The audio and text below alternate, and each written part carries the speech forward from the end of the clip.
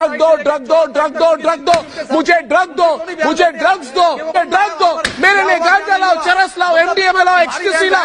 अबे साले, सुशांत आत्महत्या या मर्डर, इसको इस तरह अभी कहना इसलिए ठीक है क्योंकि ना तो कोर्ट ने इसे आत्महत्या बोला है ना मर्डर बोला है। टीवी मीडिया अपने अपने हिस्से की टीआरपी मीटर को बढ़ाने के लिए कुछ हद तक इसे आत्महत्या तो कुछ हद तक इसे मर्डर मान चुकी है। मसलन आप यकीन मानिए कि सुशांत के मामले पर टीवी की खबरों में जितना ड्रामा उड़ेला गया है उतना सोनी के नाटकों में भी नहीं होता है। इस तरीके की स्क्रिप्ट डिजाइन की जाती है कि लगता है किसी धारावाहिक की स्टोरी लिखी जा रही है। एक टीवी चैनल रिया के ऊपर तमाम तरीके के आरोप लगाता है, रिया को जादूगरनी बताता है, काला जादू करने वाला बताता है, एक इच्छाधारी नागिन के टाइप ग्राफिक्स में रिया को फिट किया जाता है और आप तक खबर पहुंचाई जाती है। ये एक न्यूज़ चैनल के काम करने का तरीका था जिसने उसकी टीआरपी को शीर्ष पे ला दिया। अर्नब गोस्वामी का गला और उनके ग्राफिक्स टीम की ये देन थी कि बेवजह की खबरों को भी आपने वजह के साथ देखा। वजह ये थी कि आप रिया को दोषी होते देखना चाहते थे क्योंकि आप सबको कभी न कभी प्यार में धोखा मिला होगा। इस तरीके की तमाम मानसिकताएं आपके दिमाग के भीतर थीं और आप उस विक्टिम कार्ड को नहीं समझ पाए जो टीआरपी के नाम पर रिपब्लिक टीवी ने खेला। लेकिन जब आज तक को भनक लगी कि रिपब्लिक टीवी उसके बगल से तेजी से आगे निकल गया है और वो थोड़ा पीछे रह गया, तो आज तक ने उस विक्टिम कार्ड को बदल दिया। क्या आपको लगता है कि आज तक पर रिया का इंटरव्यू बहुत सामान्य बात है, ये बिना किसी प्लानिंग से हो गया होगा? क्या सच में सुशांत रिया के सपने में आकर बोले होंगे कि आप आज तक के दफ्तर जाइए और राजदीप सरदेसाई से मिल करके उन्हें अपना इंटरव्यू दीजिए क्योंकि वो ही आपकी आवाज़ सुनेंगे? इन तमाम तरीकों की कहानियों के भीतर मत फंसिए, इसका कारण समझिए। एक पूरी पीआर टीम होती है जो इस पीआर के काम को मैनेज करती है। इस इंटरव्यू के करने से आज तक का भी एक अच्छा फायदा था कि रिपब्लिक भारत से चल रही उसकी लड़ाई को एक नया मोड़ दे दिया जाता था।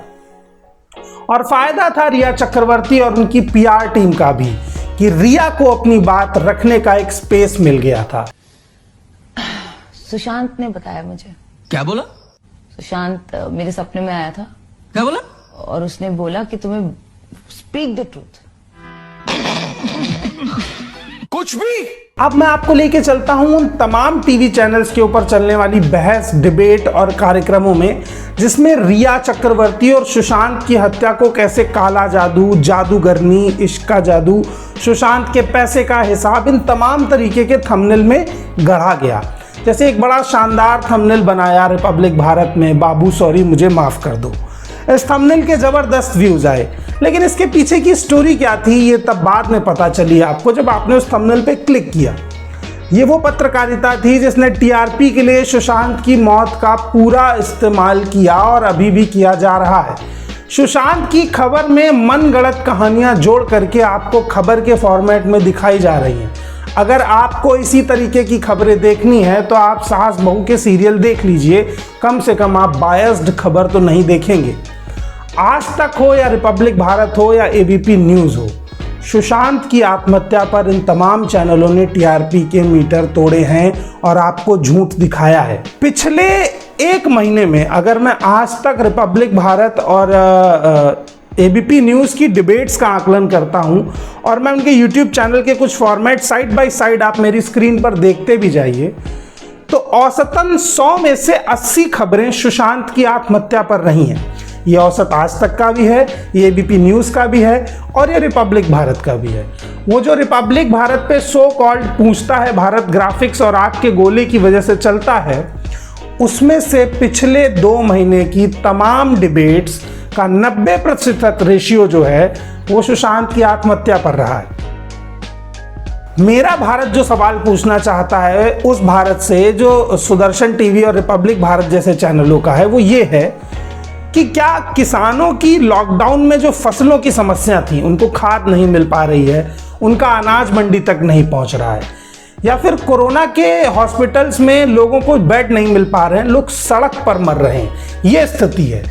उन सब के बीच इस नौटंकी को इतना स्पेस क्यों दिया गया? ये आपको इच्छाधारी नाग नागिन की कहानियां क्यों सुनाई गईं? रिया चक्रवर्ती की माफ़ी को इस तरीके से क्यों दिखाया गया? अर्नब गोस्वामी और आज तक की इस लड़ाई में अगर कोई पिसा है तो वो सिर्फ दर्शक है।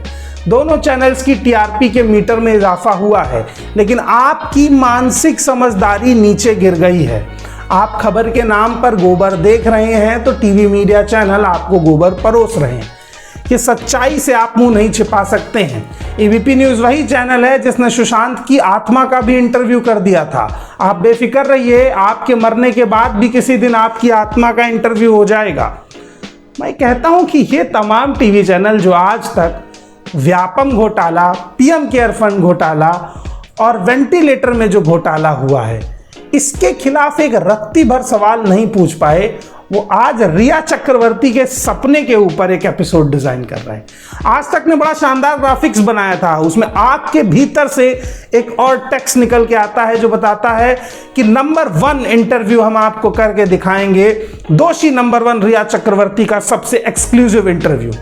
ये एक्सक्लूसिव नंबर 1 और आग के गोले में जो भी खबर आती है वो सिर्फ आपका काट रही है।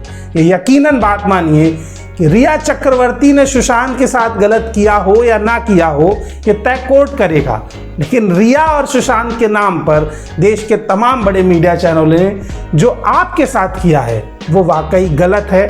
आपकी मानसिकता को खराब किया है, आपको खबर के नाम पर ड्रामा और नौटंकी दिखाई है। जैसे कि रिया के मेकअप का कितना खर्चा था। इस खबर का भारतीय जनता के सरोकार से इतना बड़ा जुड़ाव है कि अगर उस खर्चे का हिसाब आपको पता चल जाए तो शायद आपके घर का एक टाइम का खाना बन जाएगा। रिया ने सुशांत का कितना पैसा खर्च किया, क्या सुशांत के पैसे पर थी रिया की नजर? सुशांत अपना पैसा रिया से छुपा करके कहाँ रखते थे? ये तमाम तरीके की खबरों का पब्लिक सेक्टर से, जनता की खबरों से क्या सरोकार है? और जब जनता का मीडिया टीआरपी के चक्कर में इन खबरों के आगे औंधे मुंह गिरता है तो हम यही कह सकते हैं कि ऐसे चैनलों का बाइकआउट करिए, ऐसी पत्रकारिता का बाइकआउट करिए, ऐसे एंकर्स का बाइकआउट करिए। टीआरपी के और इस पेड न्यूज के इस दौर में बोलतंत्र गोदी मीडिया और पेड न्यूज के खिलाफ अपनी लड़ाई लड़ रहा है। हमारी लड़ाई का हिस्सा बनिए, बेल आइकन दबाइए, चैनल को सब्सक्राइब कीजिए और स्वतंत्र मीडिया की लड़ाई में हमारे साथ चलिए।